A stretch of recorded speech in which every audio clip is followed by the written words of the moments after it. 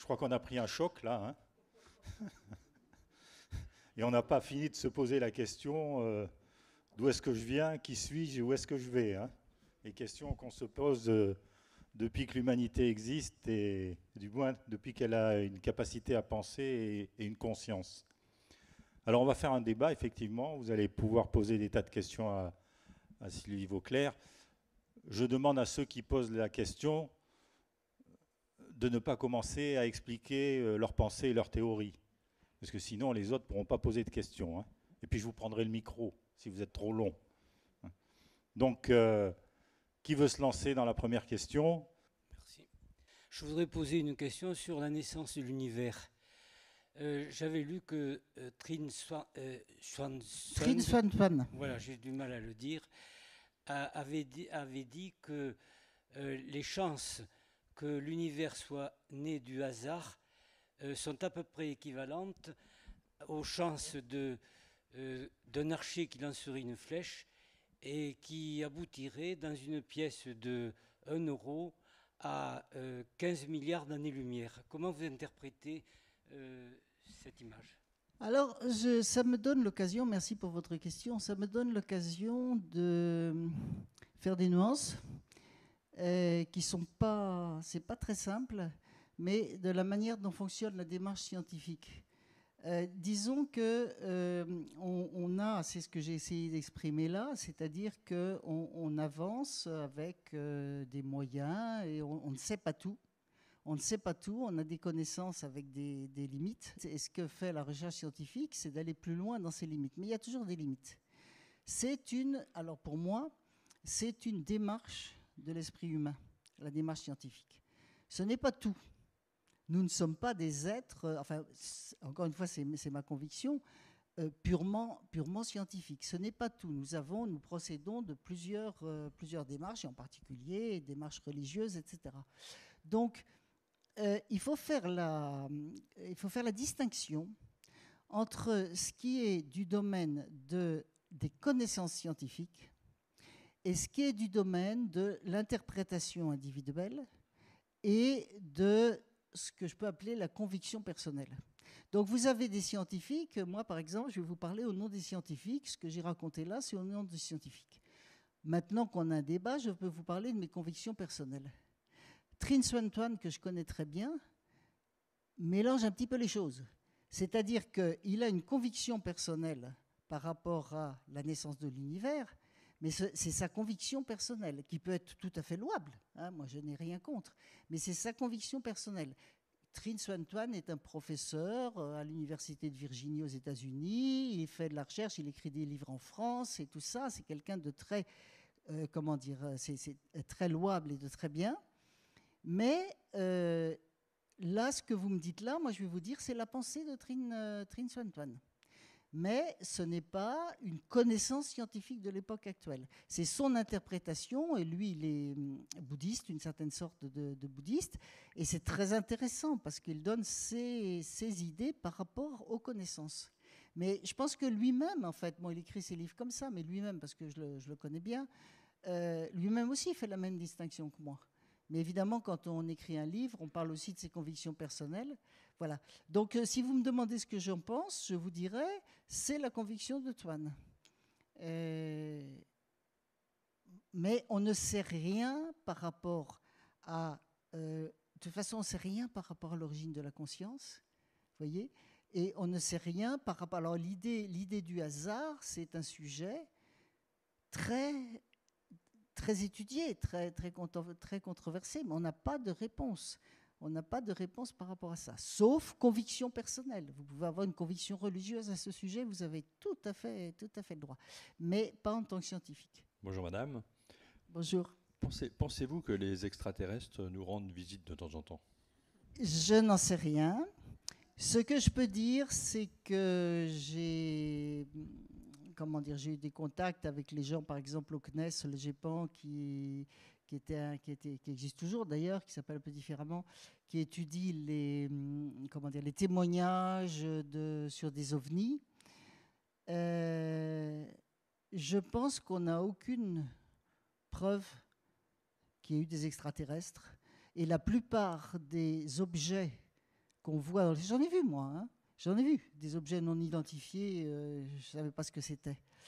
La plupart, on peut trouver l'origine. Hein. En cherchant, il y a eu un ballon lancé à tel moment, il y a eu quelque chose, il y a eu ceci, cela. Il y en a qui résistent à ça. Il y en a pour lesquels on n'a pas trouvé d'origine. Alors, je pense que la question est ouverte. Moi, ce que je vois quand même, parce que j'ai parlé pas mal avec des gens à ce sujet qui croient avoir vu des extraterrestres, c'est quand même que les gens imaginent les extraterrestres à leur image. Et alors peut-être avec 3 yeux, peut-être avec un truc comme E.T., avec des... Enfin, c'est toujours un petit peu une projection de l'être humain avec quelques modifications pour que ça fasse bien. Moi, il me semble que s'il y a de la vie extraterrestre, elle sera vraiment très différente de la nôtre et qu'on ne sait pas quel genre de vie extraterrestre. Maintenant, peut-être qu'on est visité, peut-être qu'il y a des gens qui nous observent. Je n'ai pas l'impression que ce soit les gens tels qu'on les décrit dans les soucoupes volantes. Mais on ne sait pas. Alors, ce qui est intéressant, il y a des gens qui ont fait des calculs, là, je ne pouvais pas tout vous montrer, compte tenu de nos émissions en particulier radio-télé, compte tenu de toutes sortes de choses qui se passent sur la Terre, qui, dans l'espace, pourrait nous repérer qu'il y a des êtres humains actuellement sur la Terre. Et puis avec la méthode que je vous ai montrée, transit, c'est-à-dire qui pourrait voir la Terre passer devant le Soleil et se dire là, il y a une planète, et puis aller plus loin pour essayer de comprendre. Eh bien, il y en avait quand même pas mal. Je crois qu'il y avait 1 millier, en supposant, alors beaucoup d'hypothèses, en supposant qu'il y avait des planètes autour des étoiles du ciel qu'on connaît les étoiles, mais pas forcément des planètes. En supposant qu'il y ait une planète comme la Terre, qui ait des gens dessus, qui ait les mêmes techniques que nous, ben, il y en avait à peu près 1 millier qui seraient capables de nous détecter. Bon, il y a des... C'est vraiment... Comment dire, il n'y a pas de réponse ferme, mais c'est une question qu'il ne faut pas évacuer. Hein, c'est pas exclu. Bonsoir, madame. Le premier intervenant nous a parlé du début de l'univers ou a évoqué cette question. Moi, je voudrais que vous nous parliez de la fin de l'univers et de l'expansion de l'univers. Alors là, c'est aussi le grand inconnu. C'est aussi le grand inconnu, la fin de l'univers, parce que on avait dans le passé des idées très simples, comme toujours. Hein, on commence avec des idées simples, et puis après on s'aperçoit que les choses sont plus compliquées. Donc en fait, il y avait 3 idées, ou bien l'univers allait être en expansion indéfiniment, ou bien il allait se replier sur lui-même, ou bien on serait l'intermédiaire. Il y a une réponse donnée par le télescope Planck, télescope spatial, qui a observé, alors là ça m'amène un peu loin peut-être, mais un rayonnement on observe un rayonnement qui vient des premiers instants de l'univers. Et en observant ça, je ne vais pas raconter les détails, mais le résultat, c'était que l'univers ne se recondenserait pas. Après, qu'est-ce qu'il y a eu ? Eh bien, il y a eu l'observation qui était tout à fait étonnante. On n'y pensait pas du tout. Que, donc, ces galaxies s'éloignent les unes des autres, l'univers est en expansion. C'est que cette expansion, elle s'accélère. Alors, il y a eu cette découverte il y a à peu près une dizaine d'années que cette expansion s'accélère, qu'elle n'était pas aussi importante dans le passé, elle s'accélère. Alors avec cette expansion qui s'accélère, ça ouvre la porte à beaucoup de choses. Disons que les idées simples qu'on avait ne marchent plus, parce que ce n'est pas si simple que ça. Ça demande, vous avez dû tous entendre parler de ça, il y a de la matière noire et de l'énergie sombre. C'est-à-dire qu'en fait, ça me donne l'occasion de dire que tout ce dont je vous ai parlé, toute la matière dont nous sommes faits, toute la matière qui nous environne, tout ce que vous voyez, tout ce dont vous avez conscience, ne représente que 5% de ce qui existe dans l'univers de matière et d'énergie. Et les 95% restants, on ne sait pas ce que c'est. Donc vous voyez, ça c'est vraiment la limite de la science. Hein, voilà. Donc la réponse à votre question dépend de tout ça. Donc, ou bien ce sera en expansion indéfinie, à ce moment-là, ça va se refroidir, ou bien pas. Là, pour l'instant, je crois qu'on ne peut rien dire. Si, on peut rien dire, pardon. Il y a plein de gens qui disent plein de choses. Il y a des tas de scénarios. Mais je veux dire, on ne peut pas choisir tel ou tel scénario. Bonjour Sylvie Vauclair, merci Bonjour. pour votre présence et pour tout. Rebonjour. Bonjour. Moi, ce que j'aurais aimé, par quoi j'étais intéressée quand je vous ai découverte, c'est cette musique en fait des étoiles et cette musique que l'être humain, vous avez fait le rapport, le rapprochement. Et j'étais intéressée par cet échange où je suis restée sur ma faim. Ça, c'est un petit peu différent du sujet de la conférence ce soir. C'est pour ça que j'en ai pas parlé. Mais alors, je vais dire ça très rapidement. C'est que les étoiles, vous savez, sont des sphères de gaz. Des sphères de gaz, ce qu'on appelle des sphères autogravitantes. Ça veut dire que ce sont des sphères de gaz qui tiennent toutes seules dans l'espace. Il n'y a pas besoin de parois. Elles tiennent toutes seules dans l'espace par l'effet de la gravité. C'est-à-dire que si vous regardez ce qui se passe à l'extérieur d'une étoile, la matière ne va pas s'en aller se disperser comme ça parce qu'elle est retenue par son poids. Hein, c'est ça, une sphère autogravitante. Eh bien, on s'est aperçu, ce serait long, hein, je peux vous en parler en tête à tête, mais là, ce serait un petit peu long. Pour le Soleil, c'était dans les années entre 1968 et 1978, tout le temps qu'il a fallu pour comprendre ça. Pour les étoiles autres que le Soleil, 1995 à peu près. Donc vous voyez, c'est à peu près l'époque où on a découvert ça. Ce qu'on a découvert, c'est que beaucoup d'étoiles, et le Soleil en particulier, se comportent. Alors là, je parle en, la réalité. Hein, la réalité, c'est pas un symbole, se comportent comme des caisses de résonance d'instruments de musique. C'est-à-dire que vous avez des ondes sonores, mais attention, alors ça aussi, ça m'emmènerait loin. C'est que nous sommes, alors c'est une petite parenthèse, mais importante, nous sommes géniaux. Hein. Je pense que nous sommes géniaux, je pense que les êtres humains qui sont capables de découvrir tout ça, qui ont une conscience, laquelle conscience, on peut réfléchir à tout ça, d'où ça vient, s'il y a un destin prévu, universel, s'il y a un être suprême, Dieu, en fait, tout ça, on peut y réfléchir. Nous avons, de toute façon, une conscience extraordinaire. Nous avons des moyens d'observer le monde, qui sont nos sens, les yeux, l'ouïe, etc. Ces moyens, eh bien, quand on étudie ces moyens de comprendre le monde, on s'aperçoit qu'ils sont limités. Ils sont très limités. Très limités, mais l'être humain prend le dessus et invente des instruments, des sortes de prothèses, on pourrait dire, pour étudier le monde au-delà de la capacité des sens humains. Donc les yeux voient une toute petite portion des ondes qui ressemblent à la lumière. Toute petite portion du rouge au violet, les couleurs de l'arc-en-ciel. Au-delà du rouge, vous avez l'infrarouge, les ondes électromagnétiques. Au-delà du violet, l'ultraviolet, etc. Tout ça, c'est pareil. C'est de la lumière. La seule différence, c'est que la lumière n'est pas visible aux yeux humains. Pour le son, c'est pareil. Donc, vous avez une capacité auditive qui va, suivant les gens, de quelque chose comme, 20, 40 Hertz, vraiment pour le plus grave, c'est-à-dire le nombre de vibrations par seconde, jusqu'à 20 000 Hertz le plus aigu. Là encore, c'est les ondes sonores que l'être humain, que l'oreille est capable d'entendre. Maintenant, si vous allez à des sons qui sont plus graves, nous, on appelle ça des infrasons. Mais les infrasons, c'est par rapport à nous. En fait, c'est des ondes sonores pareilles. Et les ultrasons, c'est pareil, c'est par rapport à nous, parce que nos oreilles n'entendent pas les ultrasons, alors que des chiens les entendent et tout. Et puis, au-delà encore, c'est par rapport à nous, hein, cette distinction. Mais en fait, c'est du son. Alors voilà. Donc, dans les étoiles se comportent comme des caisses de résonance d'instruments de musique, avec du son, des ondes sonores, mais évidemment pas audibles à l'oreille, mais des ondes sonores qui se propagent à l'intérieur, parce qu'il y a des mouvements. Il y a des mouvements dans l'étoile, il y a de la convection, il y a des mouvements. Ça fait du bruit. Comme de l'eau qui bout, ça fait du bruit. Donc vous avez des ondes sonores qui se propagent à l'intérieur de l'étoile, et il se passe exactement la même chose que dans une caisse de résonance d'instruments de musique. C'est-à-dire vous avez ces ondes sonores de toutes sortes qui se promènent à l'intérieur, et certaines se conjuguent et s'amplifient, d'autres pas, ça fait des harmoniques, et ça fait le timbre. Hein, c'est tout le travail du luthier qui fait une caisse de résonance du violon, telle que vous allez avoir un beau son. Eh bien, il y a la même chose dans les étoiles, voilà. Et les étoiles ont des signatures sonores différentes d'une étoile à l'autre, qui dépendent de la taille, de la composition chimique et tout ça.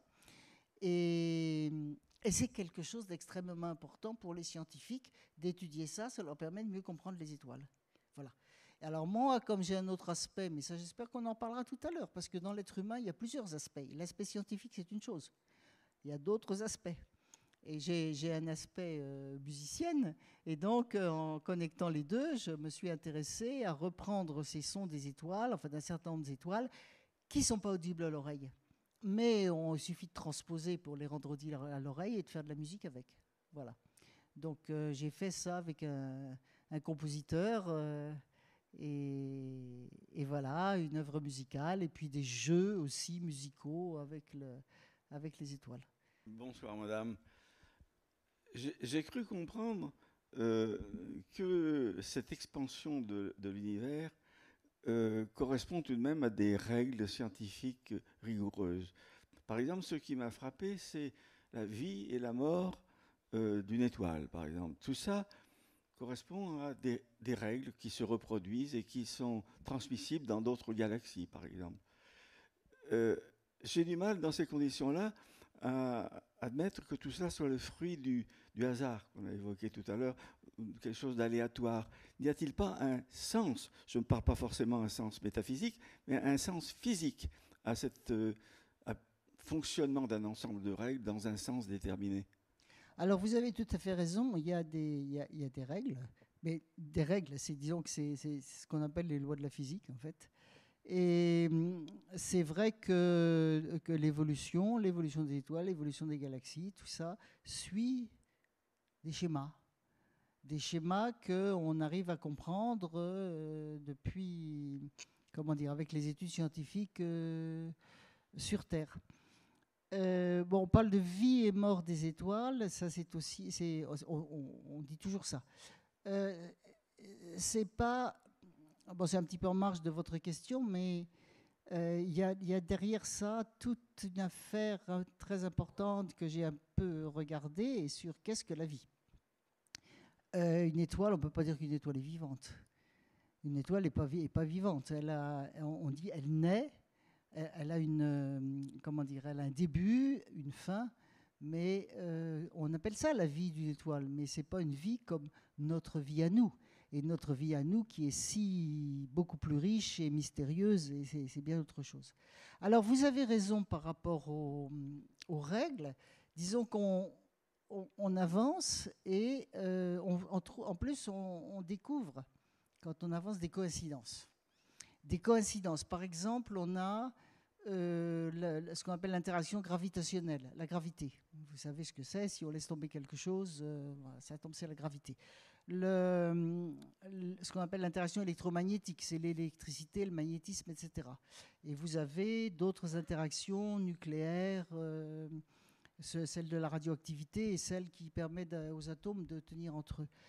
C'est quelque chose qui est bien étudié, ça, pas seulement en astrophysique. C'est ce qu'on appelle les physiciens théoriques, les physiciens des particules. Il y a des lois. Par exemple, si je laisse tomber mon micro par terre, il ne va pas tomber n'importe comment. Il va tomber avec une certaine vitesse et tout ça, on peut le calculer et tout ça. Si vous avez deux charges électriques qui s'attirent ou qui se repoussent, vous pouvez calculer tout ça. Il y a des lois. Et ces lois qui sont empiriques, hein, on connaît parce qu'on les a étudiées, il y a ce qu'on appelle des constantes, une intensité. C'est-à-dire que vous n'allez pas avoir tout d'un coup quelque chose qui va tomber beaucoup plus vite. Il y a une certaine intensité, une certaine constante, un chiffre, si vous voulez, une valeur qui entre dans la loi. Hein. Par exemple, il y aura une force de gravité entre deux objets qui est proportionnelle à la masse de chaque objet, à la distance au carré, et une constante de proportion, qu'on appelle grand G, la constante de gravité universelle. Il y a des constantes comme ça partout.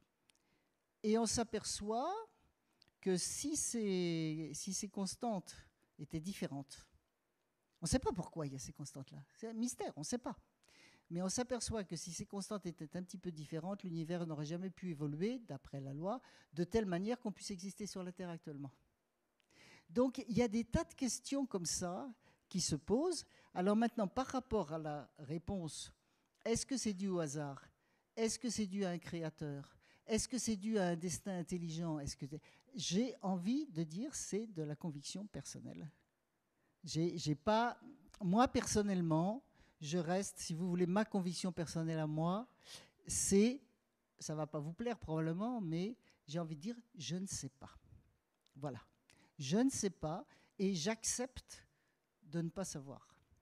Je ne cherche pas une solution si je ne sais pas. Si je ne sais pas, j'ai envie de chercher pour essayer de mieux comprendre, tout en sachant que je ne suis pas capable de chercher suffisamment pour tout comprendre. Donc il y a quand même quelque chose à voir. J'ai une foi, oui, mais ce sera un peu long à expliquer parce que ce n'est pas tout à fait la même, enfin bon. Mais c'est quelque chose, là encore une fois, de conviction personnelle. Donc cette histoire de hasard, la seule chose que je peux vraiment dire de façon sûre, c'est que je trouve que si c'est du hasard, c'est très inconfortable. Voilà. Je crois que Étienne Klein dise « les uns disent je crois, les autres disent je pense ». Ça résume à peu près ce que vous venez de nous dire. Bonsoir madame. Bonjour. Que pensez-vous des 2 articles écrits par Stéphane Lecor dans lesquels il explique que ce serait le mouvement des masses dans l'espace-temps qui générerait ce qu'il appelle un champ gravitique, supprimant ainsi le besoin d'avoir recours à la matière noire et à l'énergie noire pour expliquer l'expansion de l'univers. Matière noire dont personne n'a pu prouver l'existence. Alors là, je suis désolée, mais je n'ai pas lu les articles en question, donc je ne peux pas vous répondre. Mais en revanche, ce problème de matière noire et d'énergie sombre, ou noire comme vous voulez, est extrêmement perturbant. On a besoin d'une certaine quantité de matière qui existe, en plus de celle qu'on connaît, pour expliquer un certain nombre de phénomènes dans l'univers. Alors ce qui est quand même important, c'est qu'on veut expliquer plusieurs phénomènes différents qui n'ont rien à voir l'un avec l'autre. Et la même valeur, la même quantité de matière permet d'expliquer tout ça. Pareil pour cette énergie sombre. Maintenant, c'est très inconfortable. Cette matière noire, il faut que ce soit de la matière qu'on ne connaît pas, qui soit massive, parce qu'on a besoin de son interaction gravitationnelle avec le reste pour expliquer Bon, par exemple, c'est la stabilité d'une galaxie. S'il n'y avait pas la matière noire, on ne peut pas l'expliquer, vous voyez, dans les conditions actuelles. Alors, il y a encore, je ne sais pas, l'article dont vous parlez, est-ce que c'est la théorie Monde, M-O-N-D? Parce qu'il y a eu plusieurs théories comme ça, pour essayer de s'en passer. Et ce n'est pas exclu de s'en passer. De toute façon, là, il y a quelque chose, on est bloqué, là, il y a quelque chose. Donc, ou bien on reste dans le schéma actuel d'évolution de l'univers avec les lois de gravité, etc., qu'on connaît, ou bien on trouve on se dit peut-être que la gravitation ne fonctionnait pas de la même manière au début. Il y a aussi des gens qui ont dit peut-être que la vitesse de la lumière n'est pas constante, que dans certains cas, elle est différente. Peut-être que ceci, peut-être que cela. Et alors, dans ce cas-là, on prend les observations et on ajuste tout ce qu'on rajoute comme ingrédient. Par exemple, si on dit la gravité, la théorie de la gravité, elle n'a pas toujours fonctionné de la même manière, on se dit comment est-ce qu'elle a pu fonctionner pour que ça permette d'expliquer ce qu'on voit. Et donc c'est un petit peu ça. Bon, moi je ne suis pas sûre de l'article que vous me citez parce que je ne l'ai pas en tête du tout, mais je connais plusieurs démarches comme ça qui, comment dire, pour qu'une démarche nouvelle soit valable, il faut qu'elle arrive à expliquer autant que ce qu'on explique avec l'autre et encore plus. Pour l'instant, on n'a rien qui soit vraiment satisfaisant. Donc, mais ce que vous me disiez, c'était des masses qui servent de gravité. Ben c'est ça, en fait, les masses qui... Mais ça c'est rien de plus que les masses la matière noire, c'est de la masse supplémentaire qui fait de la gravité. Donc, je ne vois pas ce qu'il y a de plus dans ce que vous me disiez. Ben, c'est des masses en mouvement. Non, attendez, excusez-moi, la matière noire et toutes les masses dans l'univers, c'est des masses en mouvement. C'est des masses en mouvement qui ont... bon, il faudrait qu'on en reparle en tête à tête, là, parce qu'on ne va pas parler de ça. Il y a d'autres choses aussi. Merci, bonsoir. On a Bonsoir. assisté, je reviens à la musique des étoiles. On a assisté à Florence à un montage fait par des scientifiques qui ont enregistré... Pardon, un montage fait par Des scientifiques qui ont enregistré la fréquence de chaque étoile et ils ont fait un montage musical. C'était passionnant. Pour en revenir à la question de la dame sur la musique. J'entends pas tout, excusez-moi, j'entends pas tout ce que vous me dites. Ah, je parle bien Vous de avez voilà. assisté Vous à entendez mieux là Florence Vous entendez mieux là Là, j'entends mieux. Voilà. On a assisté à Florence à un montage de fréquence des étoiles fait par un scientifique sur plusieurs centaines d'étoiles et ils ont fait un montage musical. C'était magnifique pour en revenir à la dame qui posait la musique des étoiles. Voilà. Ça, c'était pour... C'était qui? Des intervenants à Florence, au Festival d'astronomie de Florence. Je connais bien le Festival voilà, de Florence. je sais, vous y participez. Qui a présenté ça? Alors, je ne me rappelle plus. Je me rappelle plus la date. Parce que Mais moi, l'année ça fait dernière, j'ai fait une conférence à Florence sur ce sujet-là, justement. Oui, tout à fait. On y va régulièrement depuis des années. Et ma deuxième question qui se pose, c'est la matière et l'antimatière. Et on se demande comment l'univers a pu sortir de ce flash du Big Bang qu'on appelle, alors d'après les scientifiques, avec autant de matière que d'antimatière. Comment vous laissez... Voilà. Alors, ça me permet de dire des choses par rapport à l'évolution des connaissances scientifiques et le fait que les sociétés, quelquefois, à certaines époques, veulent empêcher l'avancée des connaissances scientifiques. Alors, on peut penser à Galilée et la religion, mais on peut penser aussi au début de l'Union soviétique et au communisme en URSS. Parce que votre question concerne un monsieur génial qui s'appelait Andreï Sakharov, qui a été exilé en Sibérie parce qu'il avait, bon, je ne sais pas exactement les détails. Et donc, cette théorie de séparation de la matière et de l'antimatière et de pourquoi il reste de la matière, alors si je commençais à vous l'expliquer, ce serait un cours. Hein, donc, je crois que... Mais ça vient, c'est une théorie de Sakharov. Et en fait, c'est intéressant parce que, voyez-vous, Galilée, là, je dévie un peu sur votre question, mais je veux bien vous répondre en tête à tête, mais je vais pas, c'est un peu pointu quand même. Mais ça me donne l'occasion de dire, vous voyez, Galilée, il a dit, je me suis trompé. Il a dit non, ce que j'ai dit, c'est pas exact, parce que sinon, il avait peur de terminer comme Giordano Bruno, brûlé vif sur la place de Rome. Il a dit non. Il avait des disciples, Galilée. Il avait, pour le premier, pointé des lunettes astronomiques pour voir des choses dans le ciel. Il avait vu des choses qui ne plaisaient pas, mais il avait des disciples et ça a continué. Et je trouve intéressant de voir que la science continue malgré ça. C'est le cas de Sakharov. Sakharov a été exilé, et là, c'est pas religieux, c'est pas l'Église, c'est le communisme. Sakharov a été exilé en Sibérie. Et je peux vous dire que la théorie de Sakharov, c'est une des théories parmi les plus connues de la cosmologie. Voilà. Donc, il y a une petite différence de comportement minuscule entre la matière et l'antimatière, qui, là je simplifie à outrance, qui fait qu'à un certain moment de l'évolution de l'univers, toute la matière, le principal de la matière et de l'antimatière de l'univers a disparu, c'est annihilé, mais comme il y avait un tout petit peu plus de matière, celle-là est restée, et nous sommes le reste de quelque chose qui est un tout petit peu dessus. Bon, ça, c'est la théorie de Sakharov.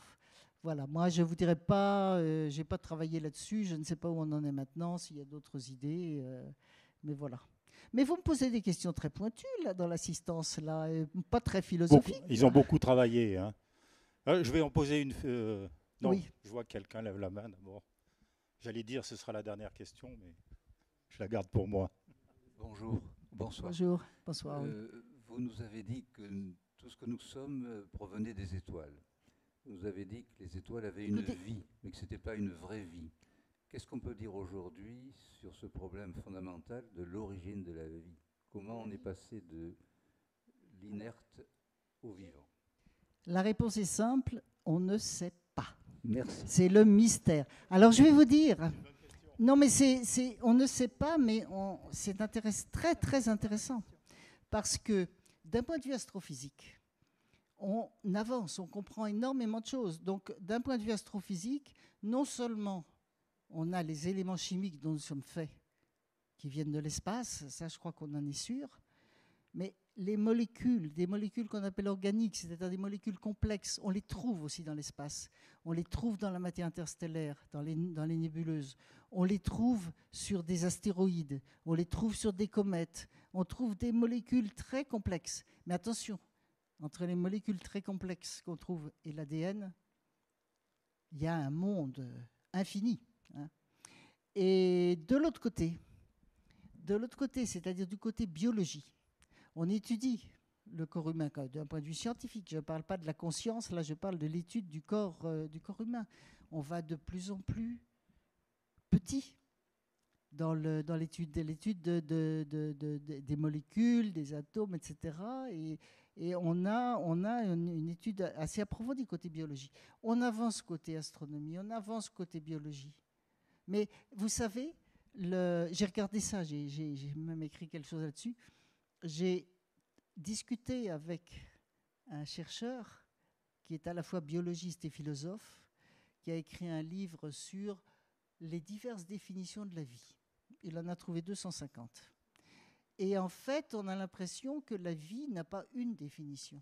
Définir la vie, c'est pas possible. Parce que si vous cherchez une définition de la vie, vous trouverez toujours quelque chose qu'on va appeler, entre guillemets, inerte, et qui va faire la même chose. Par exemple, des choses d'oxydoréduction, des réactions chimiques. Par exemple, de pouvoir se reproduire tout seul. On trouve toujours quelque chose. Donc, il faut plusieurs. Il n'y a pas une définition, il y a tout un ensemble qui fait qu'on va dire que quelque chose est vivant. Ce n'est pas du tout évident. Et ça, j'y tiens beaucoup parce que quand on dit « nous sommes des poussières d'étoiles », ça c'est Hubert Reeves qui a dit ça dans un bouquin il y a pas mal d'années. Nous sommes faits d'éléments qui viennent des étoiles. Mais nous ne sommes pas que ça. Et c'est ça qui est l'ouverture à tout ce qu'on peut discuter de philosophie, métaphysique et toutes les idées qu'on peut avoir. Nous ne sommes pas que ça. Ça ne suffit pas d'avoir des briques de base pour faire un être vivant et une conscience. Et le passage, on ne l'a pas. Et toutes les études qui se font, et je peux vous dire qu'il y a beaucoup de travaux là-dessus maintenant, parce qu'il y a par exemple en France une société d'exobiologie, donc ça a un nom maintenant. On appelle ça l'exobiologie, l'étude de l'origine de la vie compte tenu des phénomènes de l'univers, hein, des phénomènes extraterrestres, enfin de l'étude des planètes, etc. Enfin, ça rassemble des astrophysiciens, des biologistes, enfin tous des gens intéressés là-dessus. Donc il y a une société d'exobiologie, il y a des jeunes doctorants, il y en a plein en exobiologie, qui est cette étude-là. Mais le passage, moi je trouve ça assez stupéfiant. Donc en fait, ça me fait revenir au sujet de tout à l'heure. Quand on étudie toute cette évolution d'un point de vue scientifique, vous partez du début de l'univers jusqu'à nous, et puis avec l'idée même que ça va continuer après. Il y a des passages. Donc le passage, pourquoi l'univers ? Comment l'univers évolue à partir de ses premiers instants jusqu'à maintenant, ça c'est du domaine scientifique, on est capable de le faire. Mais pourquoi et pourquoi le début ? Et est-ce que c'est une création ? Est-ce que c'est du hasard ? Qu'est-ce qu'il y a d'autre ? Pourquoi ? Passage. Passage ensuite à la vie. Passage entre le non-vivant et le vivant. Ensuite, la vie, passage à la conscience.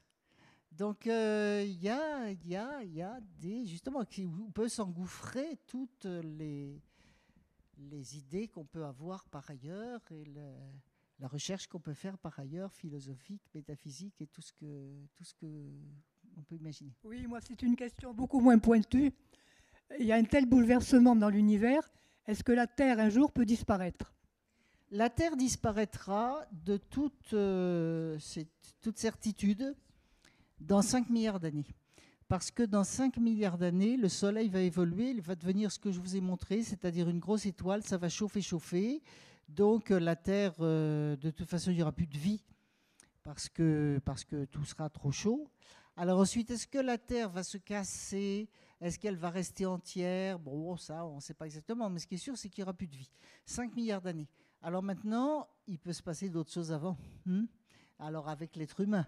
Mais alors là, ça, c'est pas mon propos, mais il peut s'en passer des choses. Hein. Quand on sait qu'il y a des gens qui ont en main de quoi détruire une partie de la Terre avec des charges nucléaires, bon, il faut espérer que ça ne se passera pas.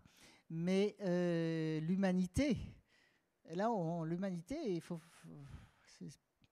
peut mal évoluer. Hein. Moi, j'ai quand même toujours l'espoir que tout se passera bien et que je trouve que dans le passé, les êtres humains ont montré qu'ils étaient capables de dominer les problèmes et d'aller plus loin, mais quelquefois, on se demande. Donc, moi, je vous parle de la fin de la Terre scientifique. C'est la fin du système solaire. Dans 5 milliards d'années, on a encore le temps. Oui, on a vécu 4 extinctions d'espèces. Hein. Bon, moi, je vais vous poser 2 questions.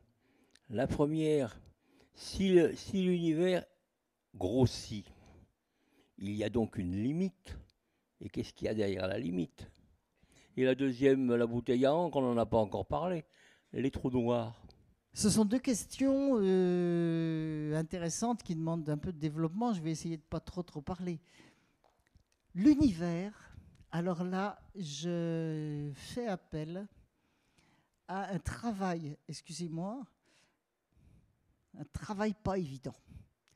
Le cerveau humain est habitué à travailler, à imaginer tout en 3 dimensions.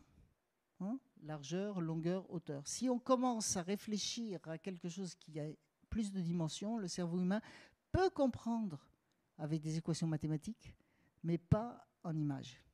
Alors maintenant, je vais vous dire, l'univers peut très bien être en expansion sans avoir de limite.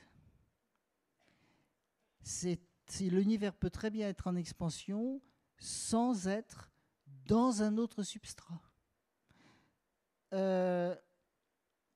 Il y a des théories. Les théories actuelles, c'est qu'il y a un autre espace préalable. Il y a beaucoup de théories comme ça maintenant, dans lesquelles l'univers serait né. À ce moment-là, il y a d'autres univers. Il y a une théorie qu'on appelle les multivers.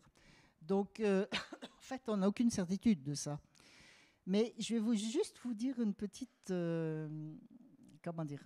remarque. Actuellement, vous vivez sur un espace fini, mais qui n'a pas de limite. Alors là, c'est simple, vous êtes sur la Terre. Vous vivez sur un espace fini qui est la surface terrestre. Vous allez où vous voulez, toujours devant vous, en avion ou à pied ou à cheval, comme vous voulez. Si vous allez toujours droit devant vous, vous vous retrouverez au même point, vous n'aurez jamais vu de limite. Et pourtant, la surface de la Terre est finie. Donc, c'est possible d'avoir un espace fini sans limite. Et donc là, maintenant, il faut faire un effort d'imagination pour dire ce n'est pas une surface, c'est un volume, et même peut-être un hypervolume. Mais c'est possible d'avoir un hypervolume éventuellement fini sans limite. Donc en fait, on va bien au-delà de la simple imagination habituelle qu'on a normalement. C'est d'ailleurs assez exaltant parce que ça fait sortir des idées habituelles. Mais voyez. Alors les trous noirs, c'est un, alors il y a beaucoup de choses à dire, mais pour très simplement de la matière au départ, hein, qui est concentrée tellement concentrée que même la lumière ne peut pas en sortir. Donc, alors ça, c'est quelque chose qui était connu. Einstein avant les théories, c'était déjà des gens dans le passé avaient cette idée-là que c'était possible. Mais ça a pris une autre ampleur, la théorie d'Einstein et tout ça. N'importe quelle quantité de matière, n'importe quelle boule peut devenir trop, à condition d'être concentrée suffisamment. Alors vous prenez le Soleil, il a 700 000 km de rayon. Ça fait 700 000 km, 100 fois la Terre de rayon. Imaginez que quelque chose force le Soleil à se concentrer à l'intérieur de 3 km de rayon. Ce sera un trou noir. Et donc, il peut y avoir des trous noirs. On parle beaucoup de mini-trous noirs en ce moment. Parce que vous pouvez avoir des trous noirs de la dimension d'une particule élémentaire. Et il y a des idées que peut-être à l'origine de l'univers, il y a eu des mini-trous noirs et que ce serait ça qui pourrait faire la matière noire. Donc, en fait, on parle beaucoup de trucs comme ça.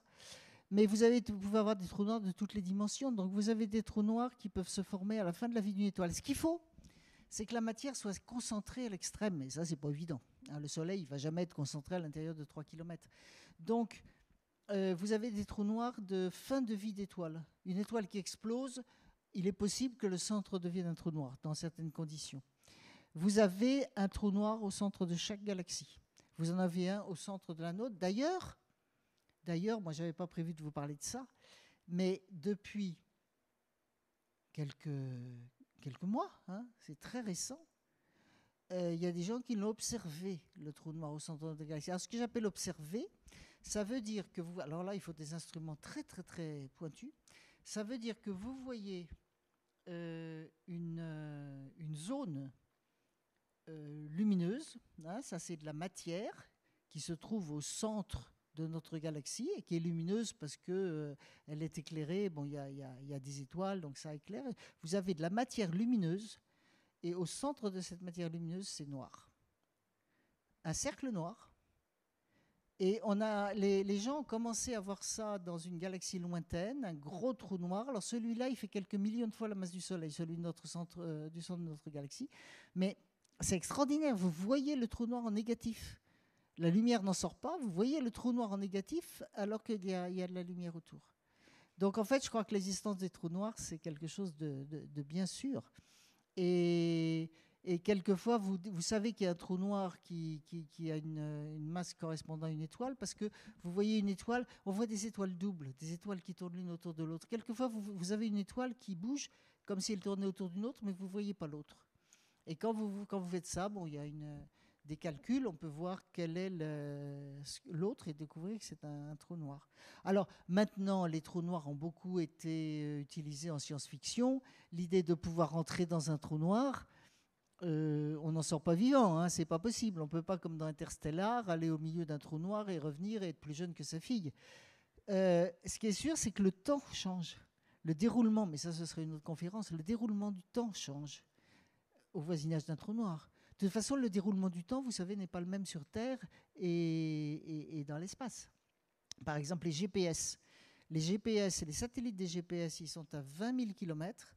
Le temps ne s'écoule pas pareil que sur Terre. Donc, ils sont obligés de faire une correction pour pouvoir vous repérer votre voiture là. Sinon, il y aurait des décalages de plusieurs dizaines de kilomètres dans le repérage. Ça, c'est c'est un autre sujet.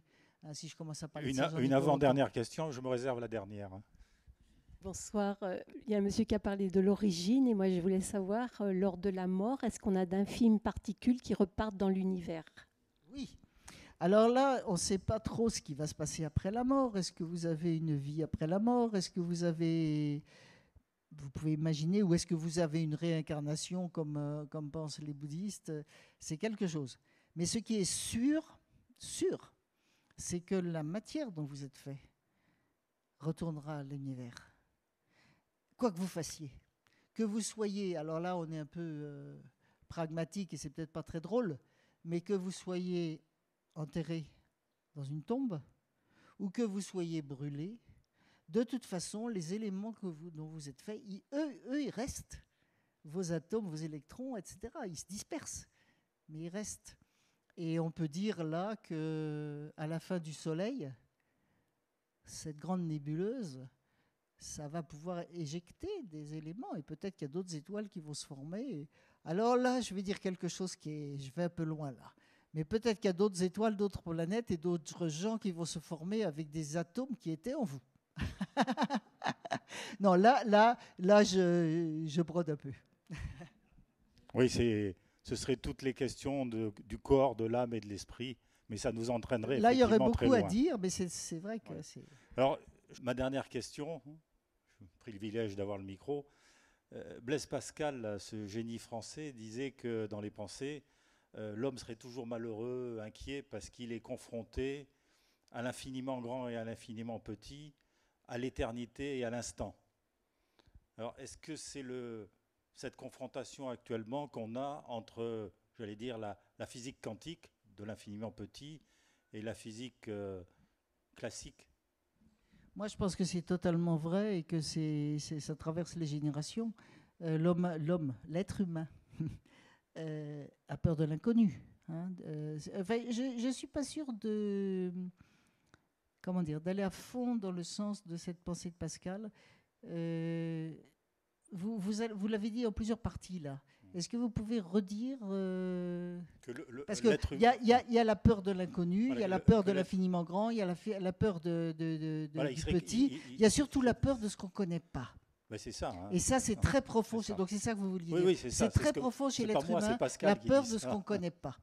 Voilà. Il sera toujours malheureux à cause de cet inconnu, voilà, et de cette peur qu'il a en lui. Et donc ça, je crois que c'est vrai.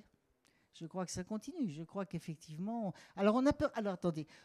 L'être humain a peur de l'inconnu, mais j'ai envie de dire autre chose, moi. Si on savait tout, si on connaissait tout, bon, d'abord, on serait Dieu. Hein, et il ne se passerait plus rien. Je veux dire que ce qui fait quand même comment dire, je ne peux pas dire le bonheur, mais ce qui fait plaisir, si vous voulez, dans l'existence, c'est de comprendre quelque chose qu'on ne comprenait pas avant, c'est de découvrir quelque chose qu'on ne connaissait pas avant. Alors on a peur de l'inconnu, mais quand on découvre quelque chose, on est heureux. Donc si on n'avait plus d'inconnu, ce serait affreux. Enfin voilà, c'est tout ça. En fait, moi, le résultat de tout ça, c'est qu'en fait, on est très ambigu. On est très ambigu, on est à des écarts entre des extrêmes. Avant que vous applaudissiez Madame Vauclair, il me semble qu'elle va le mériter, je voudrais vous dire deux choses. D'abord, il y a quelque chose qui se promène dans l'espace et qui porte son nom. Petit astéroïde, là, non, qui porte le nom de Sylvie Vauclair. C'est quand même une reconnaissance de la part des astrophysiciens du monde entier.